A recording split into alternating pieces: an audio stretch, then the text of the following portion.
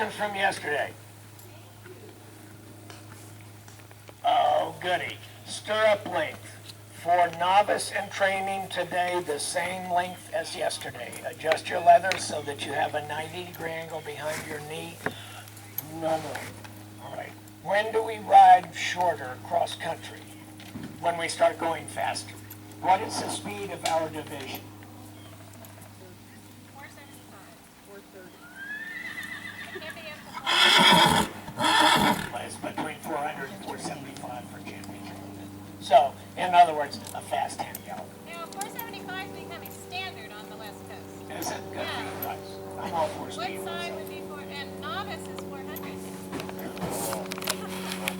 Brave, you know, I see the pendulum swinging back the other way. But you take my point here, that we're not going very fast today relative, and so our stirrups should match that. In addition, we're not jumping huge drops, we're not jumping huge tables. We don't need the shorter stirrup yet, okay? Yes. Allie started this, then who?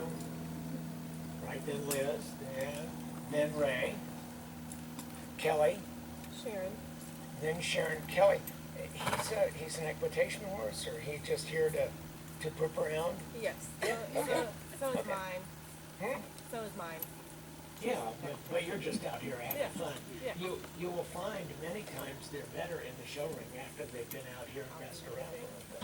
Right, they're a little more Yeah. flexible, they're a little more awake again, they're not so robotic. Who follows Sharon?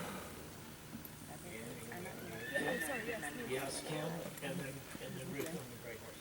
Okay, so when you gallop, I want you to hold your seat above the saddle. I detest posting at the canter. You understand what I mean by posting the horse? The rider taps the saddle every stride like that.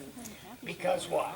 Because when we post up at the canter, the rein softens and our weight goes over the forehand, and then we sit down, and most riders don't realize it, but they bump the mount slightly. So we're going on the forehand, yank on the bit. On the forehand, yank on the bit. Over a long course, it doesn't matter at training, but over a long course, it's quite fatiguing for the horse to do that. The long courses are fatiguing enough in the first place. Don't contribute to it. Be poised. How can we tell? You have two very, very easy ways to do that. One, watch your shadow. When you're going along, you see your shadow. If your shadow is rocking back and forth, you do not have a good galloping position. Your upper body should be still, and the angle of your body and to the ground should be consistent, and your knees and your ankles and your elbows are working together. And you are balanced and poised above them. That's one. On a cloudy day, put your whip and your reins in one hand, go like that, come up in your two-point, and now touch the saddle with your little finger, touch your thigh with your thumb. Now, maintain that distance. Don't stick it too far underneath you, because when you first try this, you'll break your little finger when you sit down. So, just touch there. You will find that's very difficult to do at first, and you must experiment with different joints, with different sensations, until suddenly you It's realize, in the end of oh, April. It's I in let my Lexington knee at come Cobb's up Park, and it's to the my end of body. April. I don't move I'm myself. maybe going to do the Powell. I don't know. The sensation is very, very close to standing on a trampoline and letting the trampoline bounce your legs up into your body, so that you're going like that with your knees and your ankles, not like that from the hip up. Okay? That's your galloping position. Next, in the approach, well, when we're going to gallop to these cross-country jumps, I want you up into two-point. At some time, at some distance from the next obstacle, I want the rider to sit down. But you sit down by just closing your knee angle. You do not sit back. When we sit back, what else happens? We're galloping along, we sit back. Now this time we're galloping along, we sit back. Look at my hands. I now, as I sat down and back, I'm pulling up and back on a rein. So that's the wrong signal to a horse going to a cross-country jump. So we sit down and we keep coming. We should have already adjusted the speed of the approach. You understand what I mean? Especially schooling. If your horse is running away with you and bucking, for heaven's sake, circle again. I'm not in a hurry. Regulate the horse. Get the horse moving sweetly, then go on to the jump.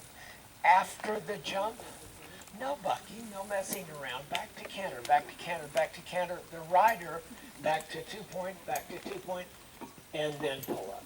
We will jump one at a time, we'll jump two at a time, then eventually we'll jump 3 or 4 at a time, working on this. It's a little bit of a joke. I told the first class, the morning class, look, I'll go ahead and give you the clinic now and you can go back to the barn. And it goes like this, keep the rhythm. That's the clinic. I mean, that's the basic underlying everything else, because you've already heard me on this subject, because Keeps the horse in balance. when we hear the rhythm, we hear the balance. When they are balanced, they jump to the best of their ability. There it is, okay? So, go to the jump, ride in such a way that you say, I will not let you go faster. Oh, I won't let you go slower. Because when I came out of the circle, I had the correct speed for that obstacle. Now then, let's have everybody had a little canter around, yes? Oh, most excellent. Allie, trot, Allie or Allison? Allie, you prefer? Yeah. All right. How do you answer the telephone? Allie. Allie, posting trot, there's a little tiny sway back log next to the rail. Pop over that. Turn, canter back, there's a log on this side of the table. Jump that coming back. Turn, jump the table. Trot 220, canter 300, canter back 400. When you pull up, most of these horses are shod flat. Be careful pulling them, okay? Because they don't have much traction laterally. They don't tend to slide too much this way, but when we turn them, if we turn and yank on the inside rein, bad things happen.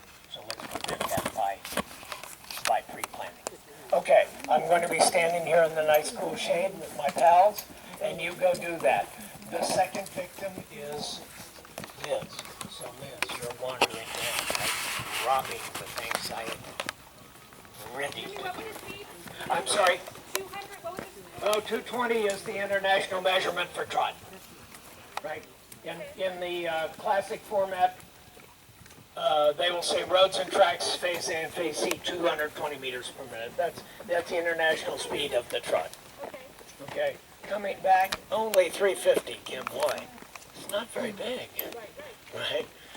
I don't think there's a perfect speed to approach something cross-country, Kim. I think there's a range. And it's about 100 meters a minute. Any between, 250 and 350 to that little log, I think that's about right. 450 meters a minute, no, they'll trip over that. 350 to the flower bank, you're not going to get there from here, huh? Because it's too big. You need much more pace, much more step to jump the preliminary flower thing down there. So, 300 to that is you're preparing a mess. 800 to that is also a mess. It's too fast. Okay? So, there's a range. Yes, Allie, come find some shade. Go ahead, Liz. Who follows Liz? Ray.